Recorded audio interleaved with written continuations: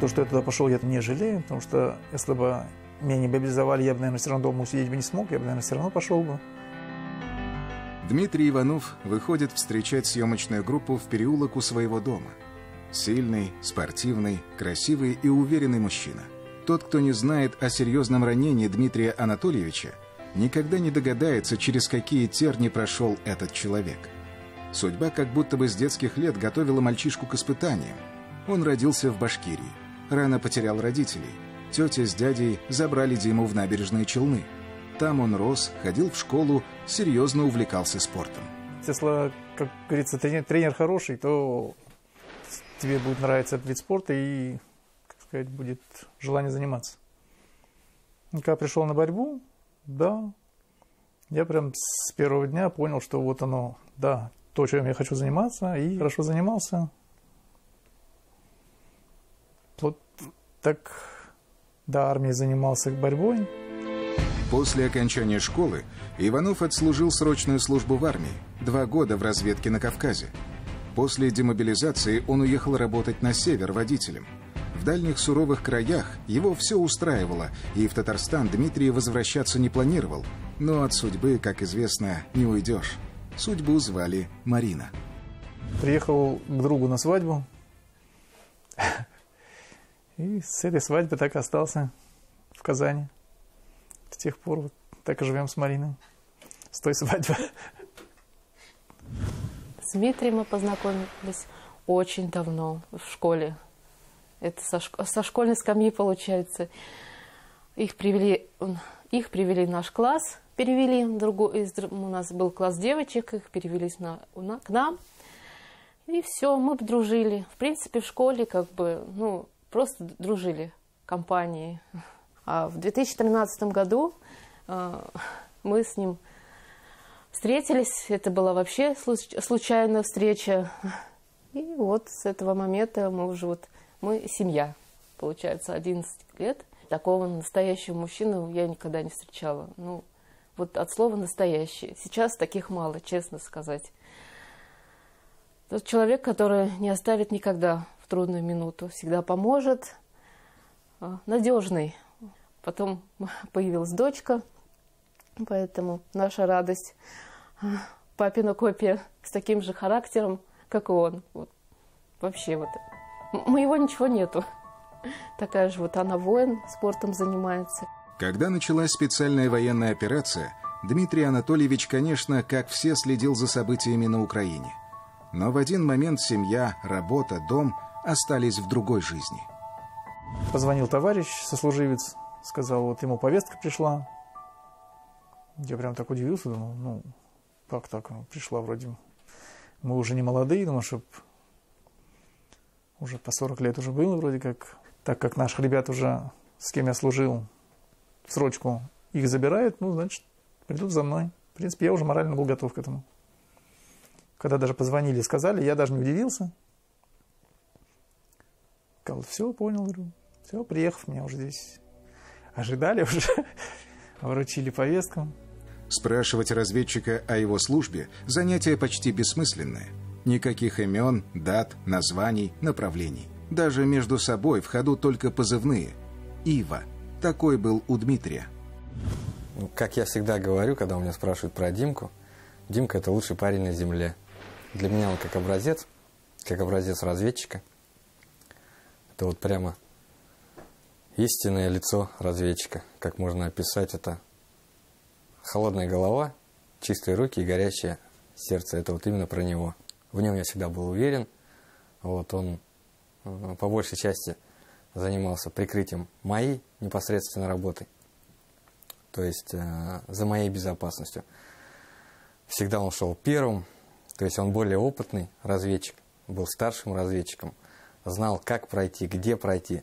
И за ним уже можно было идти, не опасаясь того, что где-то что-то зацепишь или где-то на что-то наступишь. Главное качество для разведчика – осторожность, внимательность, умение выполнять приказы. Самое главное – внимательность, потому что без внимательности там долго не проживешь. И уважение тех ребят, с кем ты служишь. Уважение и доверие. Если ты не уважаешь и не доверяешь своим ребятам, с кем ты работаешь, то это очень тяжело. Мне повезло с моими ребятами, с кем я служил. Очень повезло прям. Все ребята у нас отличные, коллектив вообще классный. Во всех ребятах я уверен, с ними можно идти в разведку. Но даже самые опытные бойцы не могут предугадать, где разорвется снаряд. Первое ранение товарищи тоже получили вместе. Я был тяжело ранен. Димка меня также с моим, еще с одним напарником вытаскивали вдвоем, тащили меня, не бросили. Хотя могли также погибнуть оба. Попали мы под минометный огонь. Вот, довольно-таки плотный. И уходили также под минометным огнем. Долго они меня везли, тащили, везли. Оказали мне первую помощь, перевязали. Ну, как бы благодаря тоже им тогда успели мне руку спасти. Я пошел заводить машину, сразу подготавливать. Товарищ его на себе донес до машины, загрузили в машину, начали эвакуироваться. Выезжая уже в безопасную зону, у меня отказала нога. То есть я не мог надавить на педаль, нога перестала слушаться. Тут я понял, кажется, что ранен в ногу, потому что ничего уже не мог делать этой ногой. Приходилось одной ногой выжимать сцепление, включать скорость и пытаться как-то ехать.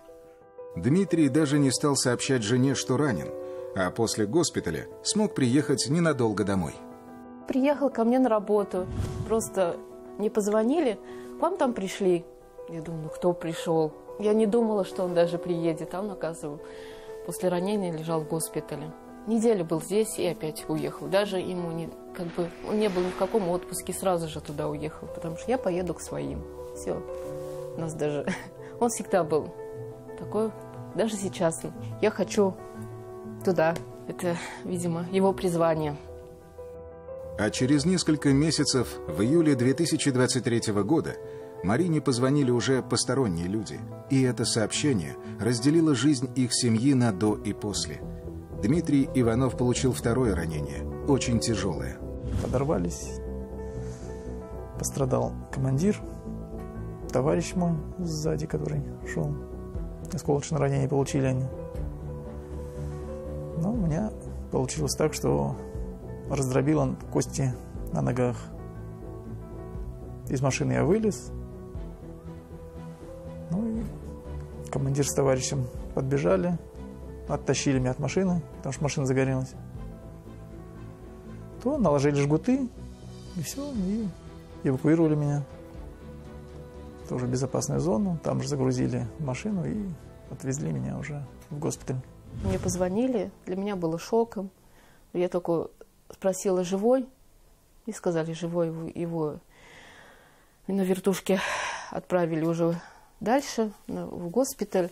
Ничего я не знала, что с ним произошло. Потом уже мне сказали, что вот так получилось, что он остался без обоих ног. Но самое главное, живой.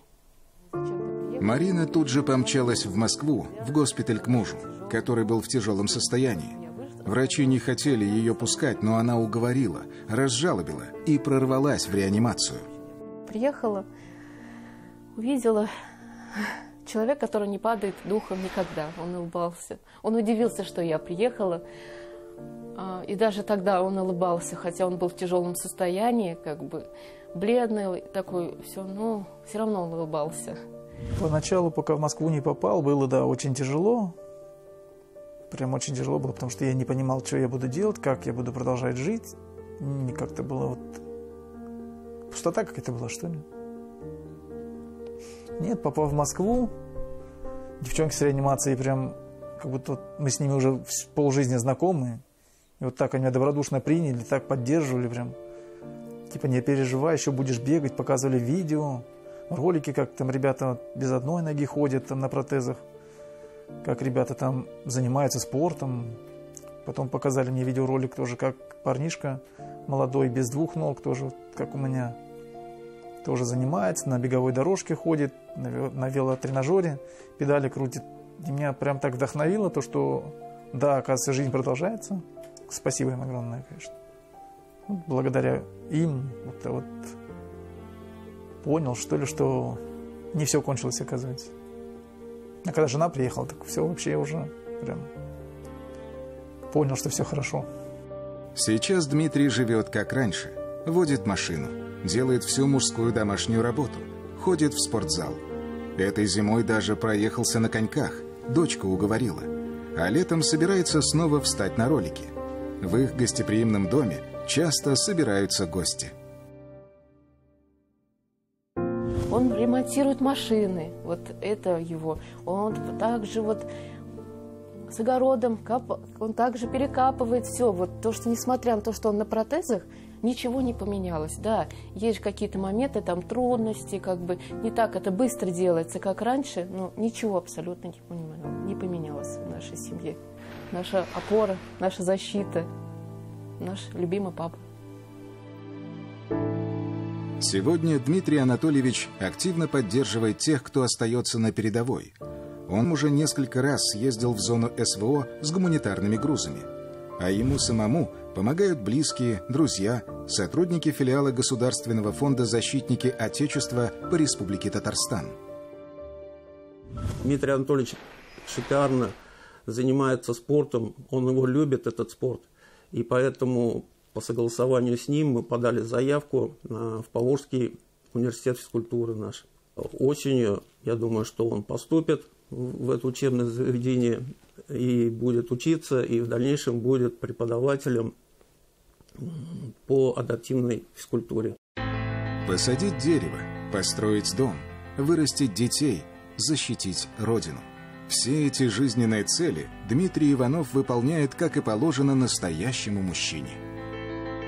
Если судьбой тебе написано, значит, она так и будет. Не произошло бы это там, произошло бы это, наверное, здесь, в мирной жизни. Я человек такой, что кому что написано, то и будет.